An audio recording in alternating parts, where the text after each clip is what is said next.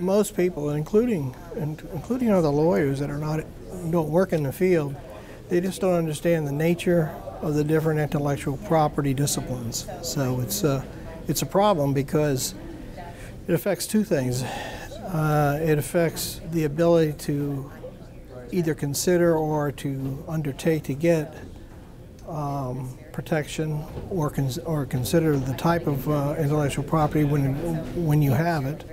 And the other one is that you can get in trouble if you don't know the nature of the property. I think the biggest problem is that most people that I know, in the legal industry or as entrepreneurs, they just don't understand the nature of the different aspects of intellectual property. The other thing too is not only what you don't know can hurt you. You have a unique opportunity as an entrepreneur to start creating assets out of intellectual property.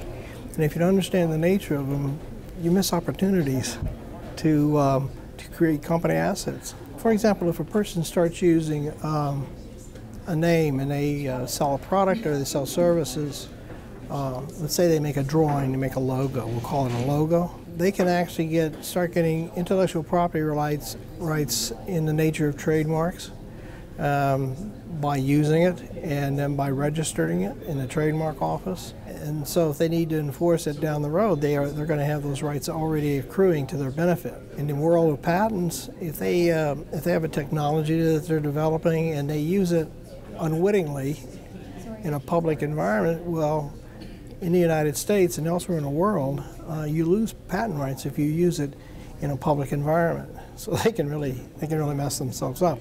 In the United States, it's a little more forgiving. You have 1 year from the date of first use to the date that you have to file a patent application. Most of the rest of the world is what's called absolute novelty, so that if you use it publicly, you lose the rights. In the world of computers, mostly when people create things, the date's going to be fixed because the machine, usually the machine that they're on, the computer that they're on, or the database is going to have them up and running on that date, and they're going to be able to establish that by going back in time. So, on the computer, I think the world of computers, the more difficult thing is just it's not necessarily the speed; it's that the volume of information is so great, and there's such easy access to it that doing novelty searches and things that require a lot of information, just the volume has just gone up.